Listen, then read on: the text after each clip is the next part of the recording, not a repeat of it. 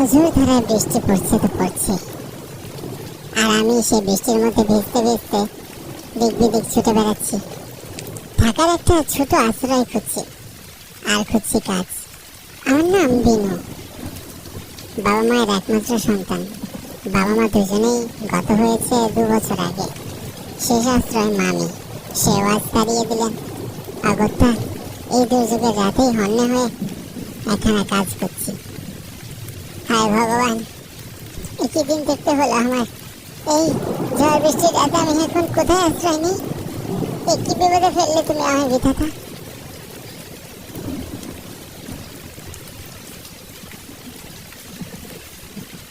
সহসা কিছু দূরে খানিক আলো দেখতে পেলাম। মনে একটু সাহস বাড়ল। তড়িঘড়ি করে ছুটে গেলাম সেদিকে, যদি কোনো আশা ভরসা পাই। এটা তো একটা চায়ের দোকান। যাক, ভালোই হয়েছে। এখানে গিয়ে কোনো কাজ পাই কিনা দেখি।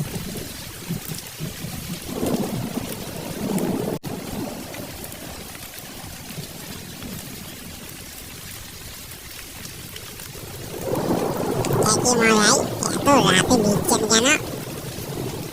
বড্ড বিপদে পড়ে গেছি গো দাদা, একটু সাহায্য করলে উপকৃত হতাম। সাহায্য? কি সাহায্য করব? আর কি বিপদে পড়েছেন? ঘর ছাড়া আর কাজ ছাড়া হয়ে পদে পদে ঘুরছি।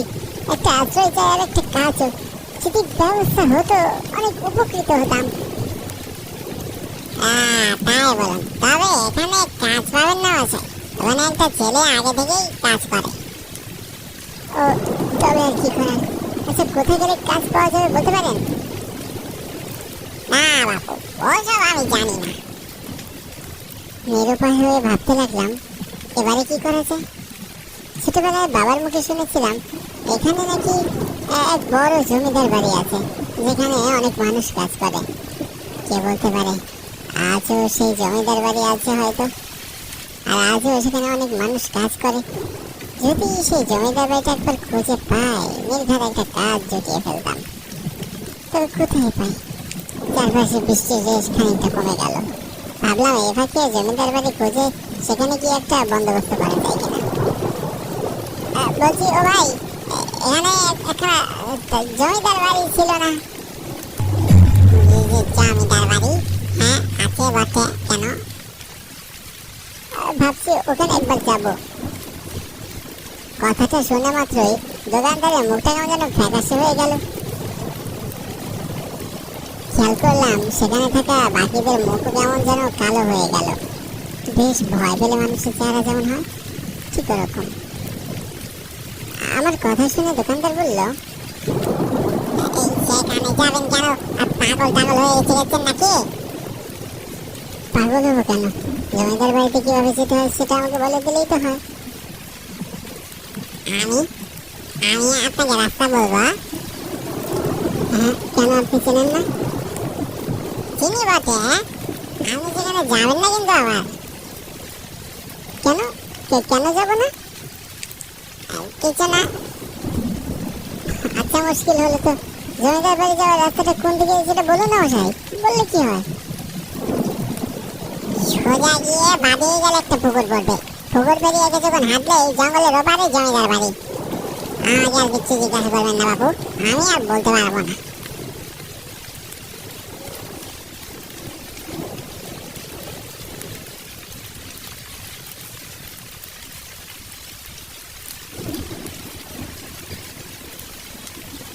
চাওয়ালা এমন করলো কেন জানি না। ওখানে থাকা বাকিরাও ভয়ে কুকড়ে গেল। বুঝতে পারছি না। যাকে আমার বর্তমানে একটা কাজ হলেই হবে। চারপাশে বৃষ্টি থেমে গেছে, বেশ খানিকক্ষণ হয়ে গেল, কিন্তু তবু তার রেশ যেন এখনো পুরোপুরি থামেনি। রাস্তাটা বেশ পিচ্ছিল হয়ে আছে। জঙ্গল পেরোলেই বোধ হয় জমিদার বাড়ি পাওয়া যাবে। আমি হাঁটার গতি দ্রুত বাড়ালাম। যে করেই হোক, যত তাড়াতাড়ি সম্ভব আমাকে জমিদার বাড়িতে পৌঁছাতেই হবে।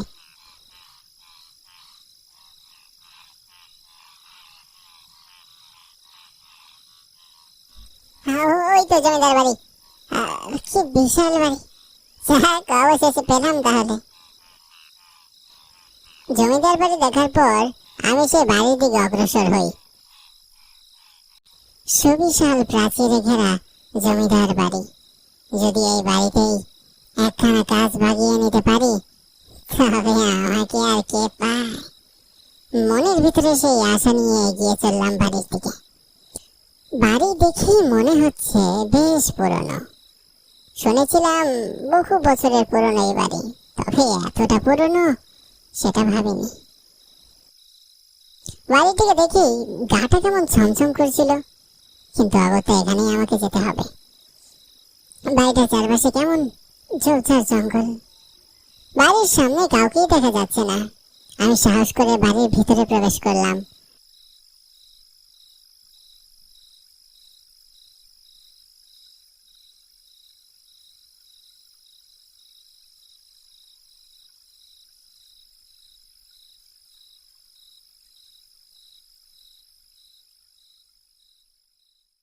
বাইরে থেকে বাড়িটা যতটা ভয়ানক দেখতে, ভেতর থেকে ততটাই সুন্দর।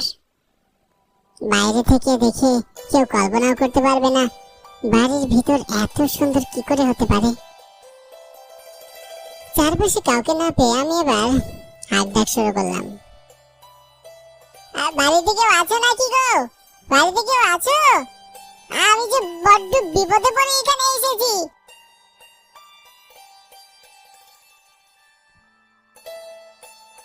কে তুমি বাছা? এত রাতে এই বৃষ্টির ভিতরে তুমি এখানে কি করছো? বৃষ্টি তো থেমে গেছে সে কখন। আমি এখানে খুব বিপদে পড়ে এসেছি মা। বিপদ? কি বিপদ? আমি পাশের গায়ের মানুষ। বাবা মা মারা যাওয়ার পরে আমি মামা মামির কাছে থাকতাম, কিন্তু মামি আমাকে তাড়িয়ে দিল। আশ্রয় নেই, কাজও নেই, পথে পথে ঘুরে বেড়াচ্ছি মা। জমিদার বাড়িতে নাকি অনেক কাজ আছে, দয়া করে যদি আমাকে একটা কাজ পাইয়ে দিতেন, খেয়ে পরে বেঁচে থাকতে পারতাম। তা আপনি কে মা? আমার বাড়িতে এসে বলছো আবার আমি কে? আমি এই বাড়ির জমিদারের বউ, জমিদার গিন্নি। ভুলে গেছি গিন্নিমা, আমি আসলে জানতাম না যে আপনি জমিদার বাড়ির গিন্নিমা। গিন্নিমা, দয়া করে আমাকে একখানা কাজ দিন না। আমি কথা দিচ্ছি দাস হয়ে থাকবো, যখন যা বলবেন তাই করবো। এখনো কাজ না হলে আমাকে যে না খেয়ে মরে যেতে হবে মা। আচ্ছা বেশ, রাখলাম তোমাকে কাজে। ঘর পরিষ্কার করবে আর সব কিছুর দেখাশোনা করবে। জমিদার মশাই মারা যাওয়ার পর এখানে সবাই কাজ ছেড়ে আস্তে আস্তে চলে গেছে। আমি একাই এখন এই গোটা বাড়ি আঁকড়ে বসে আছি। এই গোটা বাড়িতে আপনি ছাড়া আর কেউ নেই গিন্নিমা? না, আর কেউ নেই। মাইনে পত্তর কিছুই দিতে পারবো না বাপু। 3 বেলা খেতে পড়তে পারবে, আর এই বাড়িতেই না হয় তুমি থাকবে। আমার কোনো মাইনে দরকার নেই গিন্নিমা, শুধু খেতে আর থাকতে দিলেই আমার চলবে। অনেক উপকার করলেন আপনি আমার। তা বাপু, তোমার নাম কি বাছা? বিনু গিন্নিমা, আমার নাম বিনু। তা বেশ, শোনো বিনু, একখানা বিষয়ে সাবধান করে দিচ্ছি তোমাকে। রাত হলে কখনো নিজের ঘর থেকে বেরোবে না, আর এই বাড়ির বাইরে কখনো যাবে না। যাও, এবার কাজে লেগে পড়ো। আচ্ছা গিন্নিমা।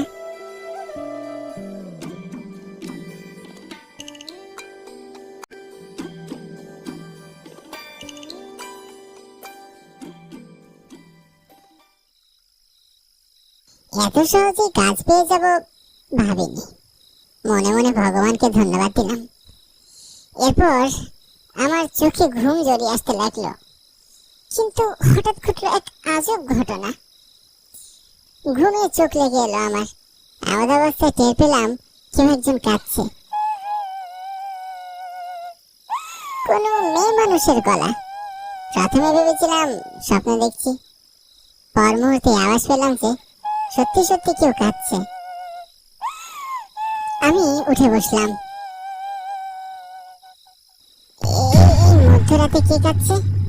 গিন্নিমা তো বলেছিল বাড়িতে তিনি ছাড়া আর কেউ থাকেন না। তবে এটা কার গলা? সংশয় আমার মনের ভিতর কোডাক ডাকতে শুরু করলো। জানি না কেন খুব ভয় অনুভব হতে লাগলো।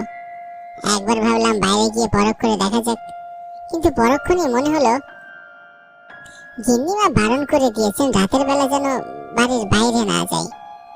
কিন্তু রাতের বেলায় ঘর থেকে বের হতে নিষেধ করলেন কেন গিন্নিমা? সেটাই তো বুঝতে পারছি না।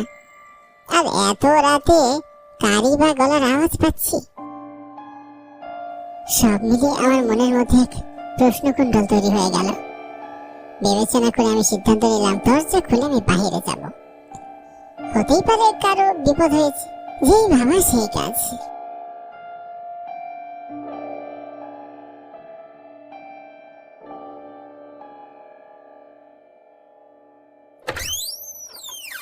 আমি ঘর থেকে বেরিয়ে এলাম, কিন্তু আশ্চর্যের বিষয় হলো আমি বাড়ির বাইরে বেরোতে আওয়াজটা কোথায় যেন মিলিয়ে গেল। এত সময় তবে আমি যা শুনছিলাম সব কি ভ্রম? হতে পারে ঘুমের ঘরে স্বপ্ন দেখছিলাম। আমি আর বেশি কিছু চিন্তা না করে ঘরে চলে এলাম।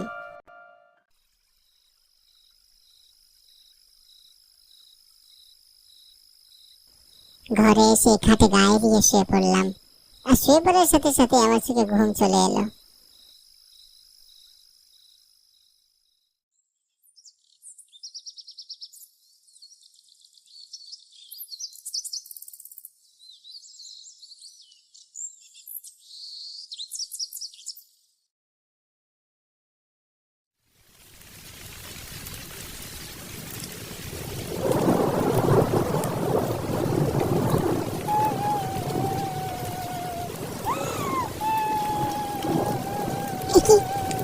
আবারও কারো কান্নার আওয়াজ আসছে।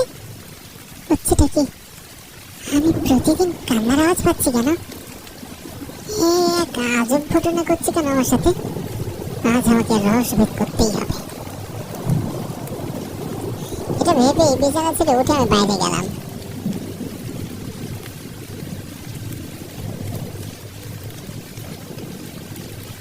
গতদিনের মতন বাইরে আসার সাথে সাথে কান্না বন্ধ হয়ে গেল। আমি আরো বেশি আশ্চর্য হয়ে গেলাম যে গতকাল যা ঘটেছিল তারই আজ পুনরাবৃত্তি ঘটছে। বাইরে কি তবে কোনো রহস্য লুকিয়ে আছে যা আমি দেখতে পাচ্ছি না? যদি এই বাড়িতে কেউ নাই থাকে তাহলে কাঁদবে কি? তাও আবার এই সময় এইরকম ভাবে? প্রশ্নের বেড়া জালে আমি আটকে গেলাম। আমি চারপাশে খুঁজতে আরম্ভ করলাম। খুব সম্ভবত কেউ আছে আশেপাশে।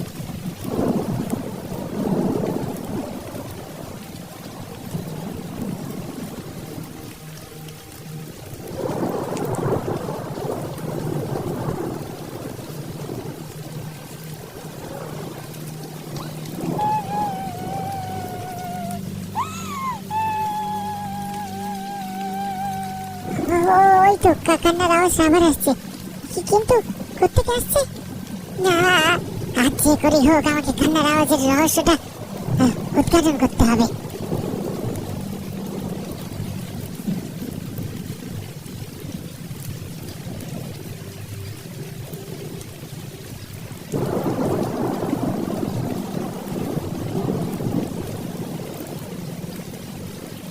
খুঁজতে খুঁজতে হঠাৎ মনে হলো আমার পিছনে কেউ একজন আছে। পিছনে ঘুরেই দেখলাম একজন হেঁটে যাচ্ছে। গিন্নিমা বলেছিলেন বাড়িতে কেউ থাকে না, তাহলে এই মহিলাকে এত রাতে এখানেই বা কি করছে? চারপাশে বৃষ্টি পড়ছে। এই মাঝরাত্রিরে এই মহিলাই বাড়িতে কোত্থেকে এলো? এই চিন্তায় মনের মধ্যে দানা বেঁধে আছে। গিন্নিমাকে ডাক দেওয়া উচিত মনে করলেও এত রাতে বৃদ্ধ মানুষটাকে ডেকে কষ্ট দেওয়া ঠিক মনে হচ্ছে না। তাই আমি নিজেই এই মেয়েটার পিছনে যেতে লাগলাম। শুনছেন? ও বোন, কে আপনি? এই যে এত রাতে এখানে কি করছেন? কোথা থেকে এসেছেন আপনি? কি শুনতে পাচ্ছেন না নাকি? হ্যাঁ, এই যে শুনছেন। কি আজব, উত্তর দিচ্ছে না কেন? এখানে কি করে এলেন? মেয়েটি আমার কথার কোনো উত্তর দিল না, এমনকি পিছনেও একবার ফিরে তাকানোর প্রয়োজন মনে করলো না। অস্বাভাবিক ভাবে হেঁটে যাচ্ছে। চারপাশে ধীরে ধীরে ঝড় উঠতে শুরু করেছে।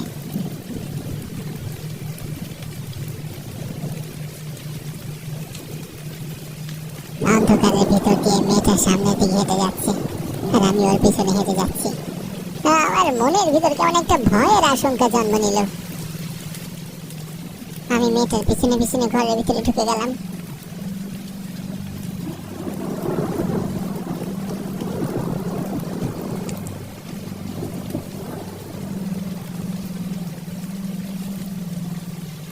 কে আপনি? তো তখন থেকে আপনাকে দেখছি, আপনি সাড়া দিচ্ছেন না কেন? কেন আমার পিছন পিছন আসছো? চলে যাও এখান থেকে। তুমি রোজ রাতে কাঁদো কেন? আমি কান্নার আওয়াজ পাই। এ বাড়িতে গিন্নি মা ছাড়া আর কেউই তো থাকে না শুনেছি। তুমি কে? আমি মৃন্ময়ী। কে বললো এখানে কেউ থাকে না? এই যে আমি থাকি। আমি গত 100 বছর ধরে এখানে থাকি। মেয়েটার কথা শুনে আমি আকাশ থেকে বললাম, 100 বছর ধরে থাকে বলতে কি বোঝানো হচ্ছে? খানিক ভয়ও পেলাম বটে। মেয়েটার চাহনিতে ছিল এক নির্জীবতা, ঠিক যেন মরা মাছের চোখ ভেসে থাকে তেমন। আমি বললাম, 100 বছর ধরে এখানে থাকি মানে কি বলছো তুমি? কেন আমার কথা বিশ্বাস হচ্ছে না বুঝি? আমার বয়স 100-এর উপরে। কে তুমি? আমি মৃন্ময়ী, এখানকার এক দাসী। জমিদার সাহেবের কুনজর পড়েছিল আমার উপর, ভয়ে আমি কাজ ছেড়ে দিয়েছিলাম। সেই ক্ষোভে জমিদার মশাই আমাকে ধরে বন্দি করে রেখেছিল এই ঘরে। জমিদার গিন্নি সব জানতো, কিন্তু তিনি কোনো কিছুতে বাধা দেয়নি। উল্টো স্বামীকে তিনি ভগবান রূপে পূজা করতেন। এমন ব্যবহারে স্বামী আরো ফুঁসে উঠেছিল। সেই গায়ের প্রত্যেকটা প্রজার সঙ্গে তিনি দুর্ব্যবহার করতেন। দিনে রাতের অত্যাচারে প্রজারাও অতিষ্ঠ হয়ে পড়েছিল। আমাকে তিনি বিয়ে করার প্রস্তাব দিলে আমি সেটা প্রত্যাখ্যান করি। আর তারপরে সে আমাকে এই ঘরে আটকে রেখে দেয় টানা 30টি দিন। এই 30 দিনের জল খাবার কিছুই আমাকে দেওয়া হয়নি। কষ্টের চরম পর্যায়ে গিয়ে মারা যায় আমি। এরপরে সর্বপ্রথম শাস্তি দেই জমিদার গিন্নিকে। এই বাড়ির ছাদ থেকে ফেলে দিয়ে তাকে আমি হত্যা করি। আর তারপর এই জমিদারকে আমি এই ঘরে এনে দড়িতে ঝুলিয়ে ফাঁসি দিয়ে হত্যা করেছিলাম। মেয়েটার কথা শুনে আমার নিঃশ্বাস যেন আটকে যেতে লাগলো। এতদিনের এই জমিদার বাড়ি সম্পর্কে যা যা ভালো কথা শুনেছিলাম সেসব মিথ্যে। আমার মাথায় যেন আকাশ ভেঙে পড়ল। যিনি গিন্নিমাকে হত্যা করেছিল, তবে আমি যার সাথে কথা বলেছি তিনি কে? মাথায় এক পশলা প্রশ্ন এসে ঝাঁকে ঝাঁকে দানা বাঁধতে শুরু করলো। আমি জিজ্ঞাসা করলাম, গিন্নিমাকে মেরে ফেলেছ? তাহলে আমি যার সাথে কথা বলেছি তিনি কে?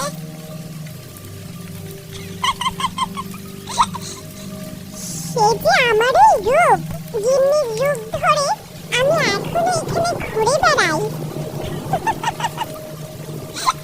এই অভিশপ্ত জমিদার বাড়ির চারপাশে যারা আসে তাদেরকে আমি মেরে ফেলি। আজ তো তোর পালা।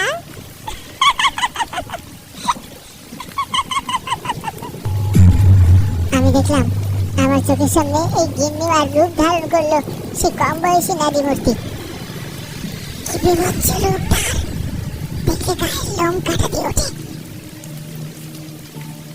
এমন বিভৎস রূপ দেখে আমি আর দাঁড়িয়ে থাকতে পারলাম না, দৌড়ে বেরিয়ে গেলাম ঘর থেকে। দৌড়াতে দৌড়াতে কখন জমিদার বাড়ি বাইরে বেরিয়ে এসেছি খেয়ালই করলাম না।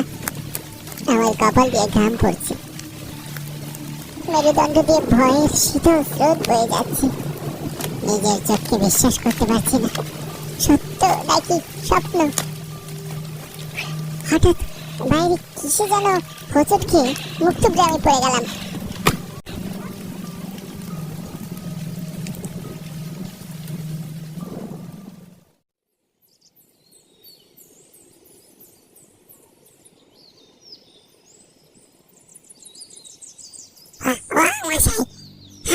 চোখ খুলুন।